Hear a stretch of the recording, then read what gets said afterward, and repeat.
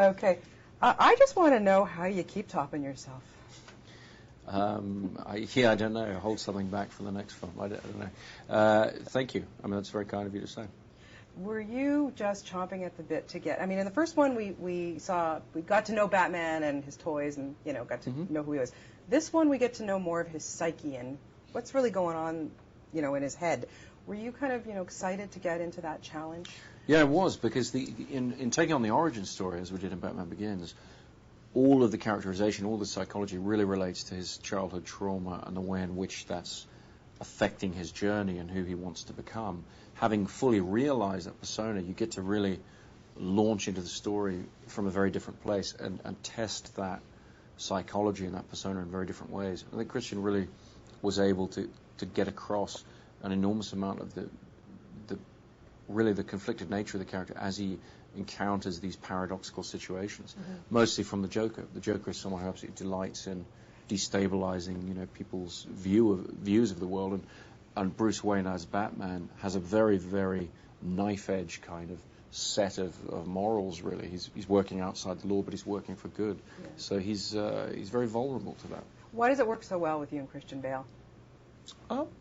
I think that Christian is an extraordinarily skilled actor, and he takes his craft very, very seriously, but he has a great sense of humor about himself and about the process. So he's easy to work with and a pleasure to work with. But what he brings in front of the camera is really pretty extraordinary. It was kind of you to give him a suit that he could actually move around in this time around, huh? Yeah, well, he complained a lot about the last one, so I thought we'd better try and make it a bit easier on him. But to be honest, I don't think the suit was that much easier. I think it's easier the first day you put it on, and then I think probably by about the third day it felt like the old one did. But he could move in this one, and it was a lot cooler. It breathed through the fabric and so forth. It was actually really, I think, very much the suit we would have built for the first film if we'd had the time and the resources, because it required a complete reinvention of the technology that those type of costumes are made by, and that took quite a while to do. You've brought back some, obviously, the great characters like Michael Caine and Morgan Freeman, Gary Oldman, of course. But I want to talk to you first about Aaron Eckhart. Whoa, was he ever spectacular in this? And really is a major backbone of this film. How did you know he's your Harvey Dent? Well, I looked at Aaron's work over the years and wanted to work with him. I'd actually talked to him about doing Memento years back, and it hadn't worked out. But he's always somebody that I'd sort of had on my radar as just being a very fine actor, and he felt to me to be somebody who could portray the sort of confident heroics of the character, but always have in that characterization have a little edge to it, a little darkness in there, so that the turn the character goes through as the story progresses wouldn't feel like some kind of cheat. It's got a logic to it that he gives it by playing the different layers of the character at the same time. Yeah. Heath Ledger's performance is extraordinary. I mean, completely brilliant. And I want to, if you go back in your head and think about the first time you saw him on set and you saw him portraying the Joker, how you felt and what your reaction to his performance was. It was a more gradual thing than that. It was really about having a lot of conversations with Heath and hearing the kind of things he was coming up with.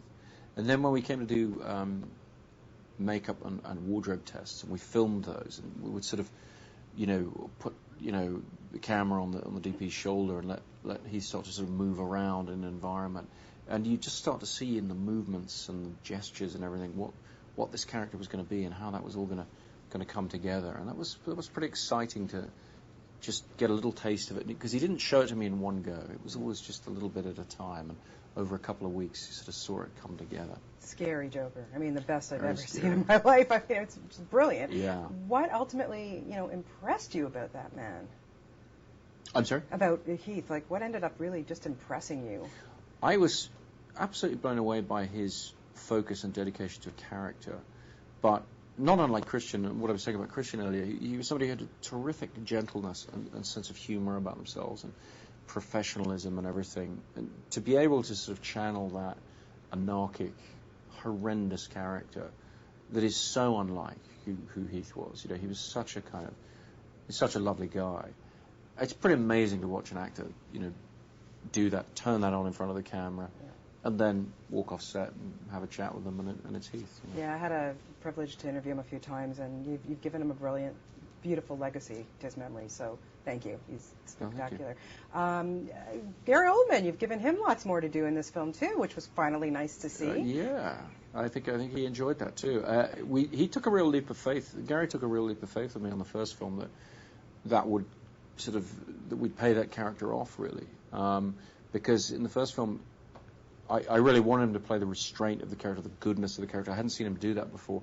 It was really fun to watch him do that, but he never really got to show what he could do. It was a bit like having a Ferrari stuck in traffic. In this film, you really get to actually see Gary Oldman.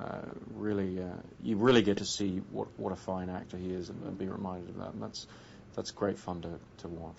We all love seeing Batman and his toys, but that Batpod, whoa! I heard you had some visions of it that when you gave it to the designer, he almost completely wanted to freak out on you.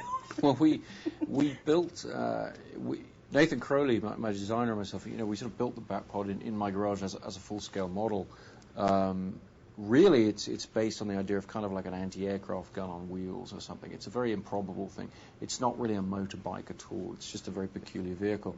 We designed it purely for the way it looks and had no thought of how they would actually be able to engineer the thing. And when Chris Corbold, our special effects guy, came to see could he build this thing in real life, he was pretty appalled, because we clearly, as he pointed out to us, didn't know anything about motorbikes, and neither of us did. But he, being the great genius and with the great team he has, they managed to find a way to craft a thing in real life so it could really run around and do all the things we needed. Did you get on it? Did you get to ride it? I got on it. I did not try to ride it. I mean, there's really only one person in the world, one stunt rider in the world who can actually ride it safely. It's a very, very temperamental beast. Yeah, it's wild. It was great scenes. Do you have a third one in you? I have no idea. I do one thing at a time, and we wanted this film to be a really definitive kind of version of what we wanted to do with Batman. So we've really tried to put everything into this movie. Yeah, and shooting in IMAX, was that a huge thrill for you? It's something I wanted to do since I was a kid, really. Since I went to see IMAX films at the Museum of Science and Industry in Chicago, I always wondered why you couldn't just make a fictional film that way. So it was really a great thrill for me to be able to do 6 different sequences of this film, including the big action set pieces, to use those cameras to get that image quality across, that larger than life feel for people watching the movie. That's a very exciting thing to have been able to do. Oh, it was exciting to watch it. I loved it. It's like I say, congratulations. You really outdone yourself, Christopher, and I can't wait for your next one.